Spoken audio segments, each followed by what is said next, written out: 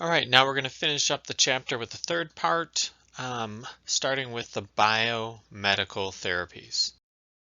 So biomedical therapies, for the most part, involves using some kind of medication or some other kind of medical treatment to relieve the symptoms.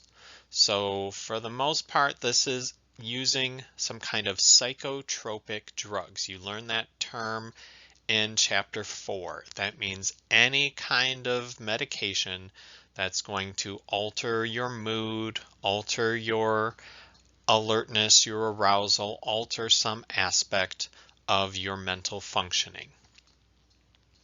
So the term psychopharmacology is the study of how these drugs affect our psychological functioning.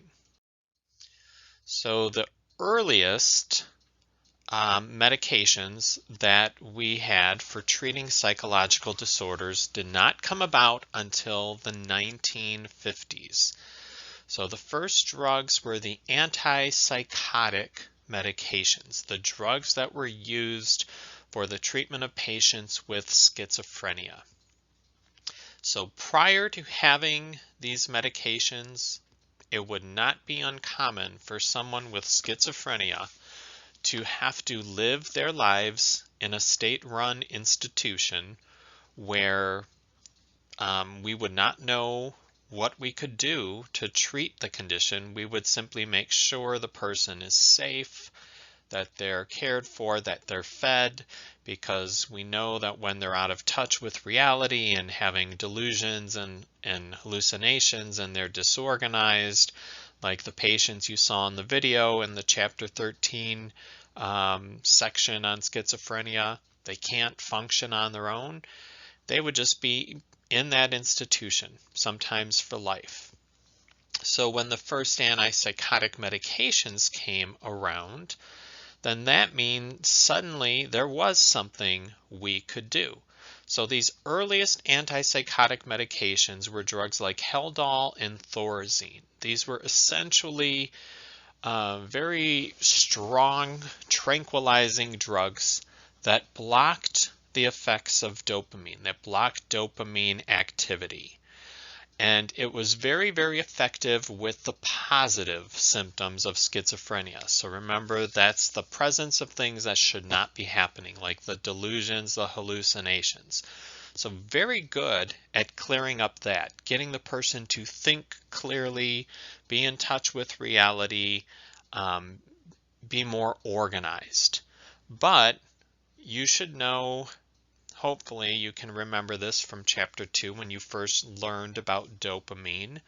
Dopamine's also involved in movement. And in fact, in chapter 2, you saw a video case study of a man with Parkinson's disease, which is caused by low levels of dopamine. So that was a common side effect of these early antipsychotic medications. They would block the dopamine, which would make the person stop hallucinating and be able to think more clearly.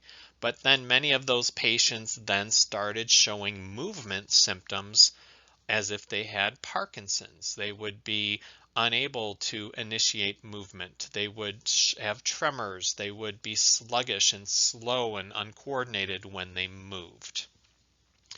But it was the beginning of what is known as the deinstitutionalization movement. So in the 50s, when these medications first came out, and we finally realized there's something that can be done for patients with schizophrenia, many of them were able to leave the state-run institutions and return home to living in their families, to living in the community, and they would be okay as long as someone could be sure that they continued to take their medications. Then in the 1990s, we had a second generation of antipsychotics that worked on both dopamine and serotonin, and some of the common second generation antipsychotics are drugs like Risperdal and Abilify. these drugs tended to have fewer side effects, but we're going to see every single drug has the potential for side effects. And much of medication compliance depends on, is the person willing and able to tolerate those side effects? So this is the first class of drugs we're going to be talking about. It's important that for every category of drug that we learn, that you know an example of a drug in each category. And each drug is going to have its generic or its chemical name. And then it's also going to have its trade name, the name that you would see in the commercials, the name that it is marketed under. Again, a good idea to know some examples in each category. So let's take, for example, the modern drug Zyprexa. Again, the generic name olanzapine. A rather effective antipsychotic medication. However, a common side effect with this one is that the person would tend to put on weight, and with that weight, all the other kinds of things that go along with being obese, like increased risk of diabetes and things like that. For example, at my previous job, we had a clerical, a secretary with schizophrenia, and she was on one of these second generation drugs, and they worked very well for her. So when she was taking her medications, she was thinking clearly, and she was a very, very effective clerical. But one of the consequences of her meds is that it would make her put on weight. And, many women, don't like putting on weight, and she was no exception. So when she would start putting on the weight and getting obese, it's as if she would say to herself, okay, I've been thinking clearly for months now. I think I'm good. I don't like this weight, so I'm going to stop my meds so I can lose this weight. And, she was employed where I was working in Detroit Public Schools even longer than I was there. So we would see this happen a few times, cyclically over the years. So every time we would see her start slimming down, that was sort of our warning that, uh-oh, we're in for some trouble because she's off her meds. And before you know it, she'd be real slim, but then we'd start seeing the early signs of it. She would stop doing her hair and come into work looking a mess. She'd come into work wearing her house slippers, and then before you know it, she's at work actively hallucinating and delusional. And she would have to be hospitalized. We'd have to call her husband to pick her up, take her to the hospital. She'd get admitted, get back on her drugs. She'd be great. She'd put on weight. She'd go off again, and we'd keep seeing the same thing over and over. So as beneficial as medications are, they only manage symptoms. And if the person does not take the medication as prescribed, it's not going to be helpful. Now, the next class of drugs we're going to talk about are the anxiolytics, or the anti-anxiety medications. The anti-anxiety medications, for the most part, are known as benzodiazepines. Those are the most common anti-anxiety drugs. These are medications that work by increasing GABA, which hopefully you remember from chapter 2 is our brain's primary inhibitory neurotransmitter, the one that puts the brakes down on an overactive brain. Very effective in reducing anxiety. This is a drug that is essentially a depressant. So remember, depressants, as you learned in chapter 4, are anything that reduce central nervous system activity. So they're very effective medications, but can be super dangerous if you use other depressants like alcohol with them. these are also medications that tend to have a risk for dependence. People can abuse them and become psychologically and physiologically dependent on them. So some common examples of the benzodiazepines that you might have heard of are drugs like Valium, Xanax. Other medications that have been used for anxiety that are not benzodiazepines are drugs like Buspar. We're going to see that some drugs that are originally designed as antidepressants also have some benefit with treating anxiety. All right, the next class of drugs we're going to talk about are the mood stabilizing medications. These would be the drugs that are used to treat bipolar disorder. The main drug used for treating bipolar is lithium.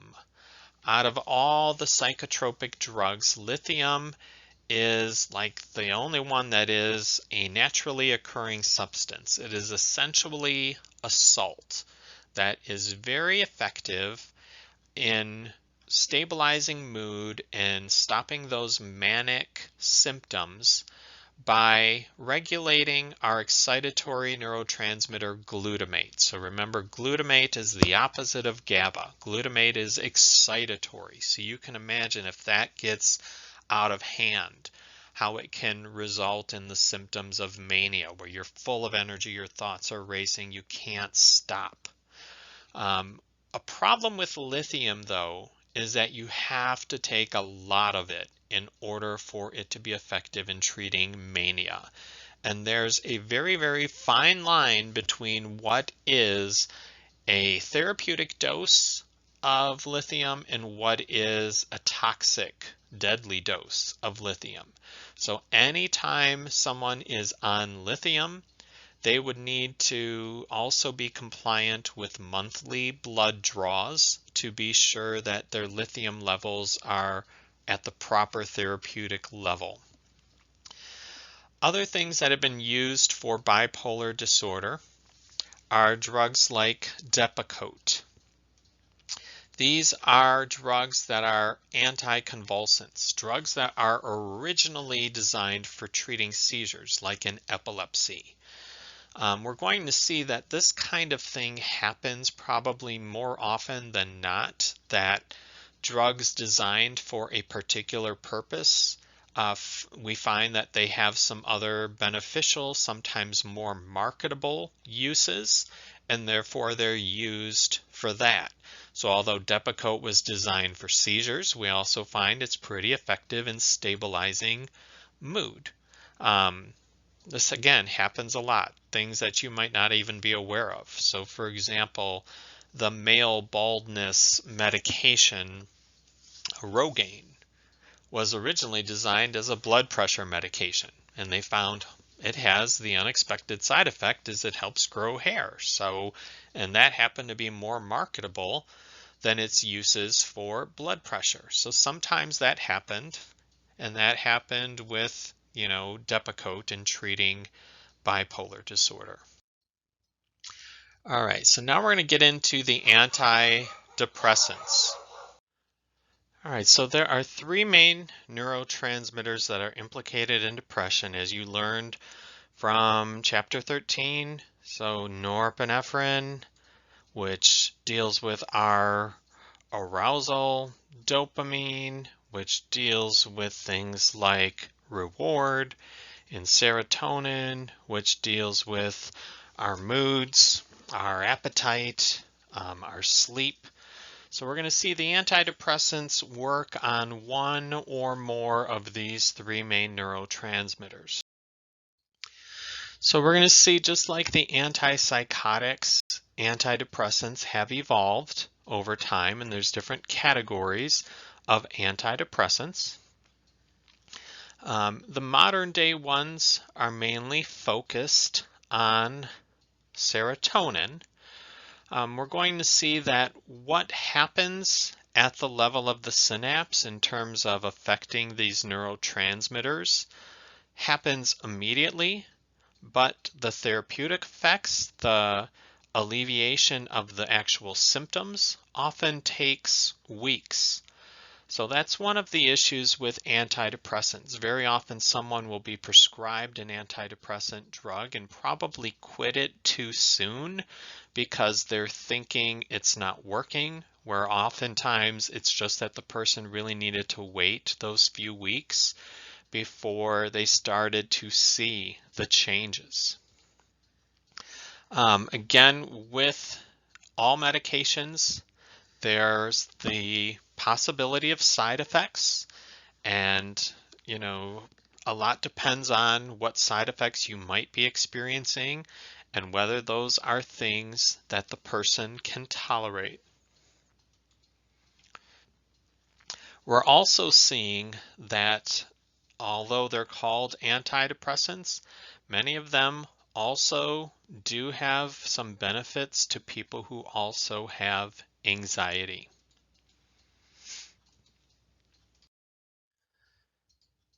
So let's get into the different categories of antidepressants. The oldest type of antidepressants are the MAOIs, the monoamine oxidase inhibitors. So the monoamine oxidase inhibitors, anything that ends in ACE is an enzyme. Enzyme breaks down things. So monoamine oxidase is an enzyme which breaks down some things, including norepinephrine at the level of the synapse. So remember, neurotransmitters are like a lock fitting into a key. So if they break down, they no longer can fit into the receptor. So if we inhibit monoamine oxidase, if we stop its action, then that means norepinephrine isn't broken down so fast. It's allowed to stay in the synapse longer, bind to its receptor, and do its job. So an example of a MAOI is a drug like narrated. Now, these were very effective antidepressants, sometimes still prescribed. But one of the issues is that the MAOIs come with strict dietary restrictions because monoamine oxidase doesn't just break down norepinephrine. It's also used to break down some things that you might eat in your diet. So if you no longer have monoamine oxidase working, then that means you might not be able to break down some substances you ingest and that they could rise to toxic levels. So when you were on a MAOI, you had very strict dietary restrictions. I don't remember all the things on that list. I do remember one of them was chocolate. And that was a deal breaker for many people. So, people with depression are like, nothing in life brings me pleasure, and now you're telling me that on this med, the one thing that I might like could actually kill me? No, I'm not going to do that medication. So they would opt not to use it. The next class of antidepressants were the tricyclics. They get their name because when you look at their molecular structure, they look like 3 rings. These are drugs that at the level of the synapse, they prevent the reuptake of both norepinephrine and serotonin, and these include drugs like Elavil. The final class and the most modern day class are the SSRIs, the selective serotonin reuptake inhibitors. Like the name implies, they block the reuptake of serotonin. So when you allow serotonin to stay in the synapse longer, more of it can bind to the receptors and do its job in terms of mood and appetite and all of that. And this includes the most commonly prescribed modern day antidepressant Prozac, as well as others like Paxil and Zoloft. All right, so the MAOIs worked on norepinephrine. The tricyclics worked on norepinephrine and serotonin. Both of them have side effects. MAOIs a little more serious with those dietary restrictions, but even the tricyclics had side effects like weight gain, dizziness, dry out mouth and eyes, feeling tired. So a lot depends on what can the person tolerate if they experience side effects. Because again, these meds only work if the person takes them and takes them as prescribed. So we're going to see that their actions are all working right at the level of the synapse. So in the case of the SSRIs, the drugs are blocking the reuptake of that serotonin, leaving it in the synapse longer so it can bind to the receptors and do its job. So the SSRIs are the most common and most modern antidepressants. Even they have side effects, but they have fewer side effects and for most people more tolerable side effects than the older antidepressants. Now you have an animation here at the level of the synapse. I encourage you to either play it through this PowerPoint or again you have a separate link to it through the Canvas page.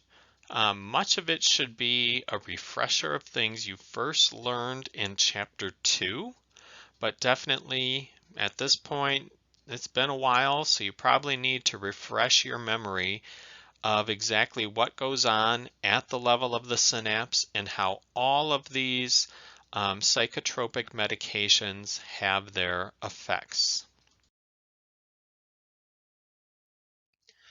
All right, now some other biomedical approaches include brain stimulation. And one of them is ECT, electroconvulsive therapy. Introduced this to you at the beginning of the chapter, one of the old approaches when treatments first started emerging. Like I said, in the old days, it was not done as effectively and humanely as it is nowadays, and people would hurt themselves when they're going into those grand mal convulsions. Nowadays, we put the person under anesthesia before we do it. Before we do it, we give them muscle relaxants so that when they do have a seizure, it is limited to their brain, their body is not convulsing. And it continues to be a very effective therapy for people who either are not responding to traditional medications like antidepressants, or we don't have time to wait for those medications to be effective. So remember, if people are taking an antidepressant, it might be 2 to 3 weeks before we see the benefits of that drug in terms of alleviation in symptoms. If you have somebody who is actively suicidal, for example, you might not have those 2 or 3 weeks to wait, as you're going to see in the video case study in this section of the chapter. Again, you can watch it here. You can watch it separately through the link in Canvas. If you have never known somebody who is so depressed and actively suicidal, be thankful. But working in the psychiatric hospital before, when someone would be actively suicidal, that means they would need to be within arm's reach of a staff person 24 hours a day, 7 days a week, because any opportunity they got, they would try to kill themselves by any means possible. So even while they're sleeping, someone would have to be there because sometimes they would get up in the middle of the night and make a noose out of their bed sheets and try to hang themselves. We have known women to literally fish the underwires out of their bras just to get some metal so that they could cut themselves. That's how bad it would be if someone was actively suicidal. And that's the case with the woman in the video that you're going to see. So for people who really need it, modern day ECT is a very effective treatment. Now there are some other approaches that are based on the same theory of stimulating the brain. One of those is deep brain stimulation. So I reminded you of the video case study you saw in chapter 2 about the man with Parkinson's disease due to low levels of dopamine.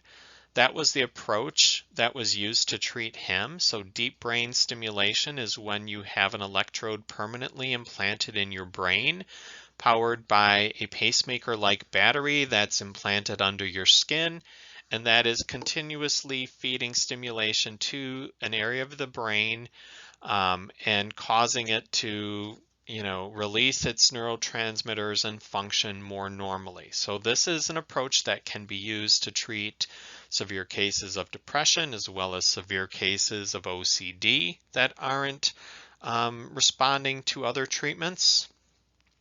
Another approach is transcranial magnetic stimulation, where you're using magnetic impulses, much like the magnetic energy that's used in an MRI, to stimulate the brain. So this is one of the newest and least invasive approaches. You don't have to go into the head at all. All you need to do is keep the person very still, and then you have these magnetic stimulation coils that are going to be delivering magnetic impulses, stimulating the area of the brain underneath and influencing those neurons. Now, another biomedical approach is psychosurgery. In modern days, it is not as commonly used, but you did get exposed to examples of psychosurgery in chapter 2 with the individuals with epilepsy who had their corpus callosums intentionally cut, and because of that they were able to function much better. This is more targeted surgery, not like the old days when they would just shove a scalpel into your orbital socket and slash around. But this is a permanent kind of thing. You are surgically altering the brain, and there can be some serious ramifications of that. So famous example, Rosemary Kennedy, sister of former president, had severe mental illness and underwent a lobotomy, and afterward came out rather disabled. She needed care, from that moment forward.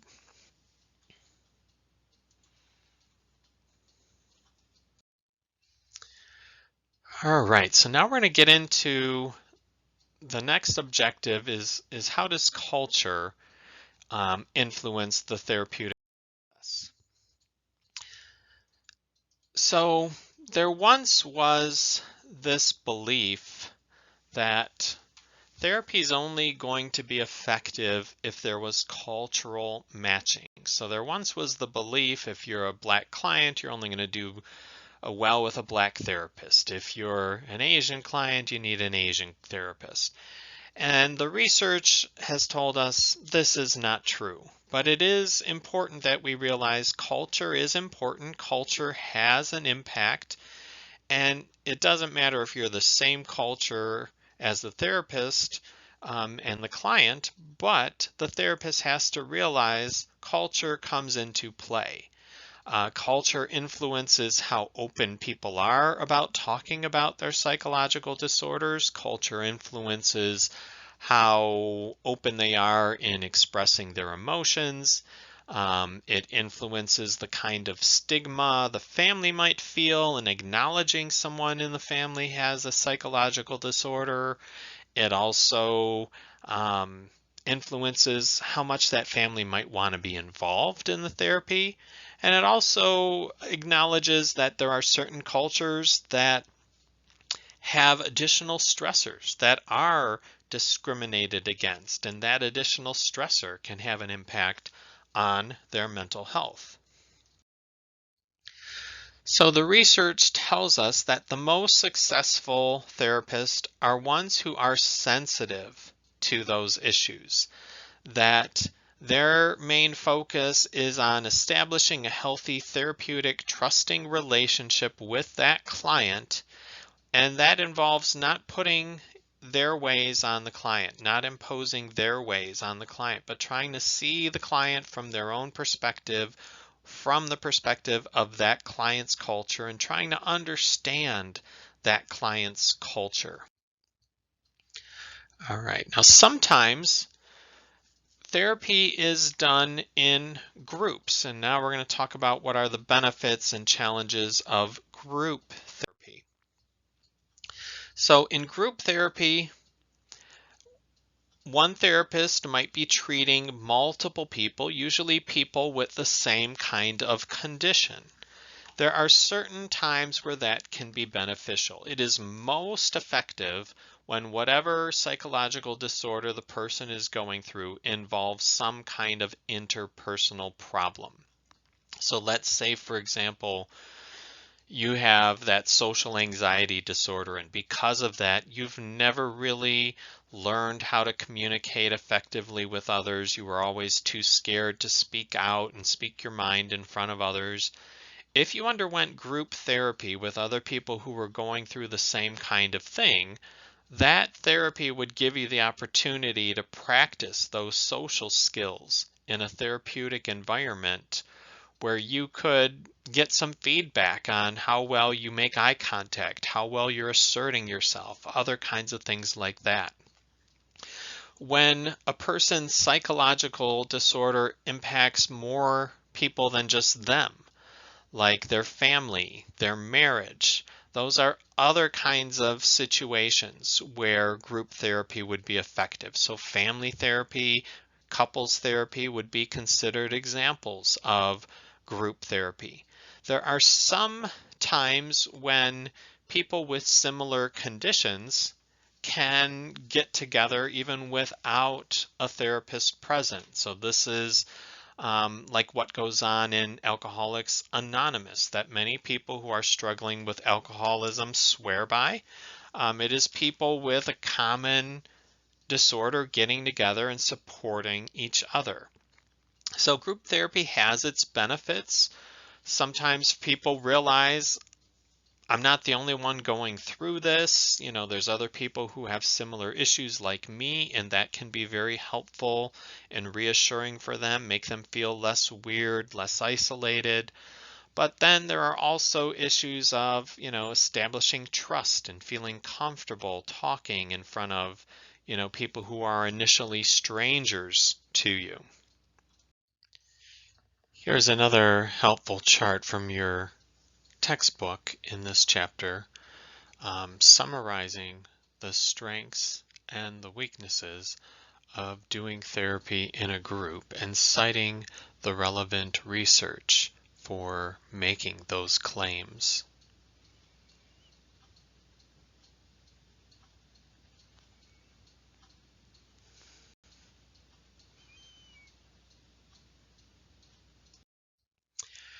All right, the next objective is to look at the effectiveness of psychotherapy. There's research on the effectiveness of psychotherapy. There's different kinds of research. One type of research is simply satisfaction research, asking people, are you satisfied with your therapeutic experience? And clients and clinicians will both say that yes, they're for the most part satisfied with the therapeutic help they've gotten.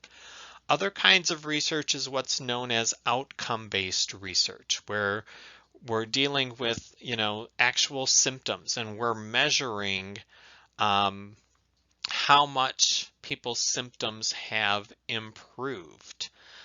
We find that both types of research designs show us that people who receive psychotherapy get better than those who don't receive therapy. And that therapy works best when it's the right therapy for the right condition, that, you have an accurate diagnosis and your problem is clear and you're getting the right kind of treatment for what you're experiencing. The kinds of things that influence how effective therapy is doesn't rely as much on what perspective the person is using, but what is the quality of that relationship with the therapist. Therapy works best when you have that good therapeutic relationship, when the client trusts the therapist, they feel as if the therapist cares for them, is empathic. Therapy works best when the clients want to be there.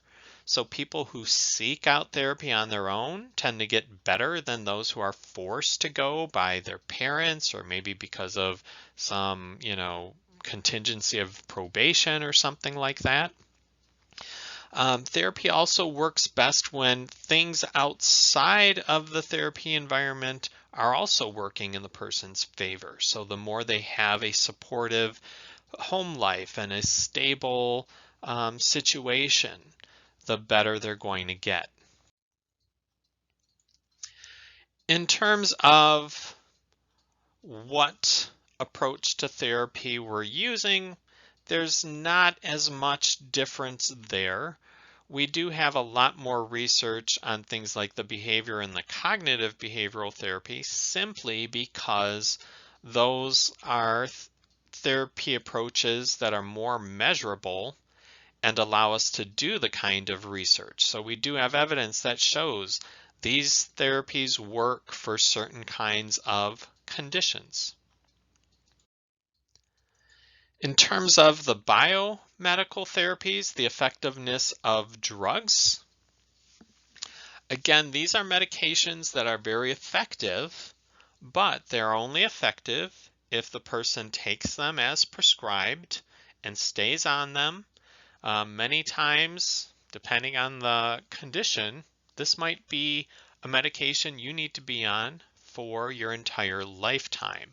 And again, this is what I spoke to earlier. We can see how once we got those first antipsychotic drugs, that marked the beginning of the deinstitutionalization movement. We started seeing a lot of people not having to live their lives in hospitals.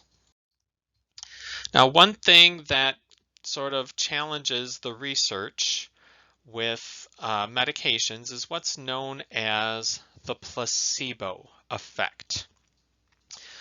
A common research design in testing medications is to randomly split your participants in the study into two different groups, and unbeknownst to the people in the study, some of them are getting the real drug.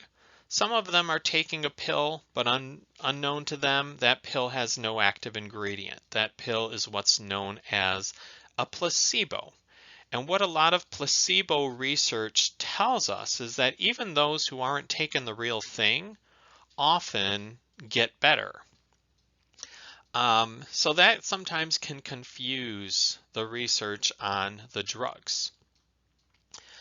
What we do see, though, with placebos is that even though they might get better, they don't get as better or get better as quickly as those people who get the real thing.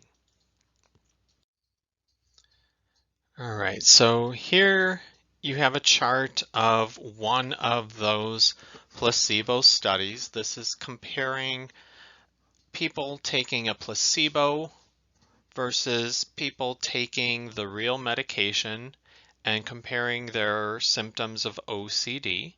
And you can see that those who have taken the real thing get better than those who have taken the placebo.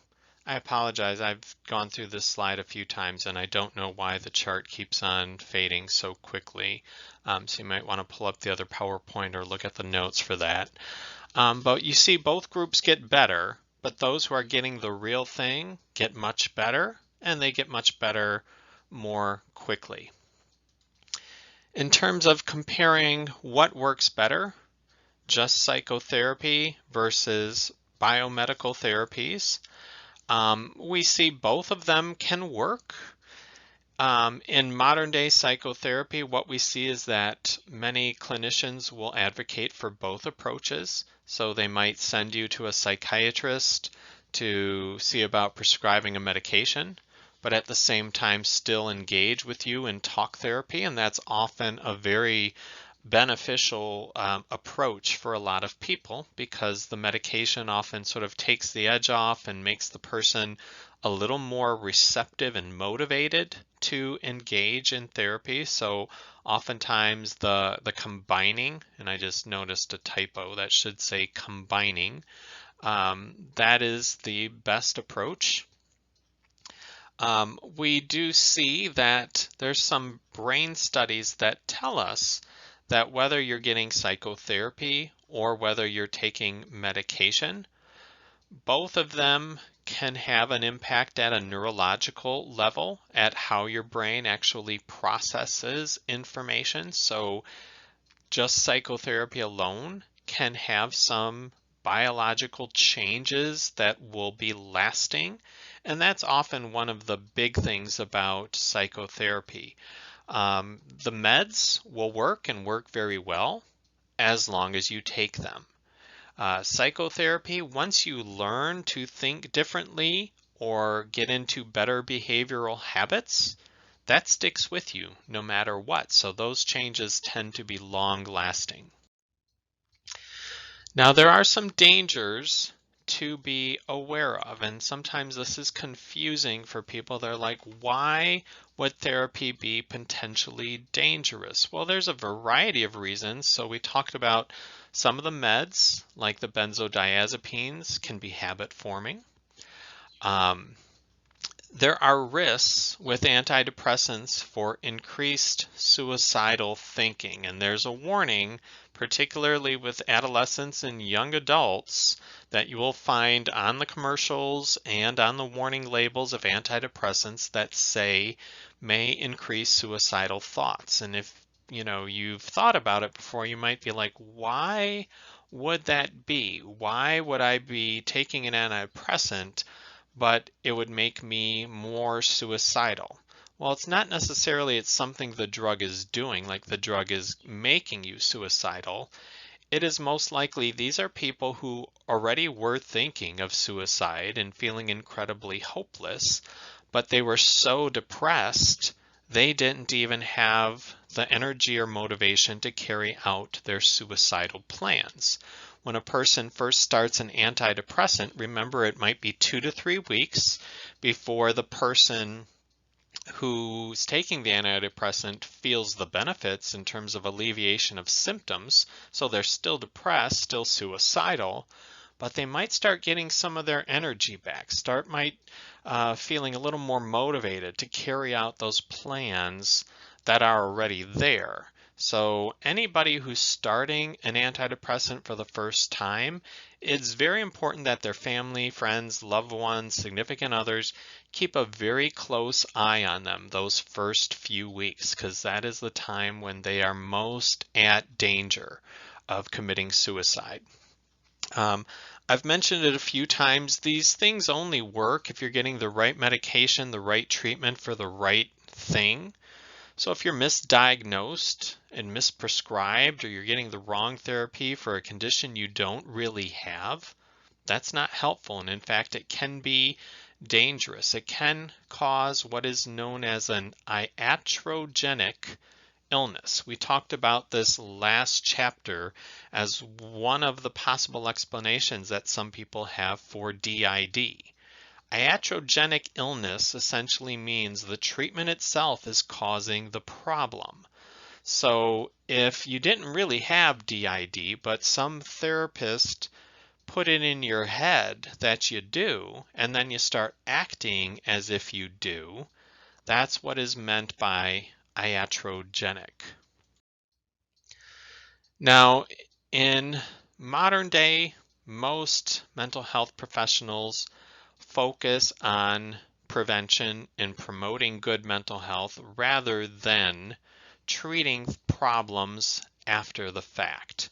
So the things that promote good mental health are many of the things that we've already talked about in several other contexts, because they're many of the same things that the research has shown promotes happiness, as we discussed in Chapter 9. They're the same kind of things that help with stress reduction that we discussed in Chapter 12. So things like a good diet, frequent exercise, getting good sleep, being socially connected, spending time in nature, all of those kind of things are preventative approaches.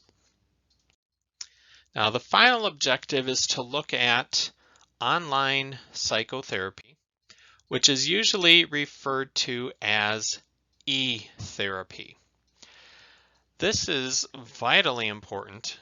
It is, now during our COVID-19 quarantine, this is like the only way therapy is going on now. And thank goodness we have the technology that allows for that. So e-therapy can take a variety of forms in normal psychotherapy, aside from being in quarantine. But it could be you're still going in to see a therapist, but maybe in between sessions you exchange emails, maybe you talk about homework assignments the therapist gave you. It could be you are logging in and going into virtual chat rooms. But nowadays, it is oftentimes you are literally having your therapy with a face on a screen through Zoom, through Skype, through FaceTime, and things like that. So there are benefits and drawbacks to this kind of therapy. It's awesome. It's a way of bringing access to people who otherwise would have no access. In times when everyone's quarantined, those who really need therapy, it gives them away. Under other times, if you're living in a rural environment where you don't have ready access to a psychotherapist, again, it has brought services to people who otherwise would not be getting them. Some of the drawbacks are, this is a private interaction, so there's always concerns about communicating these things across the internet. Who might be getting this? Could we be hacked? Who's going to get my personal information? Also, we talked about how the research tells us so much of psychotherapy depends on the quality of the relationship with the therapist. And, when you're just interacting with a head on a screen, it's not always the same thing as the, real flesh and blood physically present with you. So that can alter how you relate to the therapist. You're not seeing each other's whole bodies. You might be missing on some, body language and nonverbal cues and things like that, that if you were in therapy with a person face to face, that they might pick up on. So those are some drawbacks. But for the most part, especially in times like we're going through these days, it is very beneficial and a way to access services where otherwise you wouldn't have anything. So that wraps up Chapter 14. Hopefully you found these narrated videos helpful and that you're actually making use of them. Remember, I'm still here at your disposal to answer your questions. You still have each other and that opportunities to exchange emails with one another, to engage in discussion forums if there's things about the homework or just about the content in general that you're not getting. So you're almost at the end. Hang in there. Keep up the good work.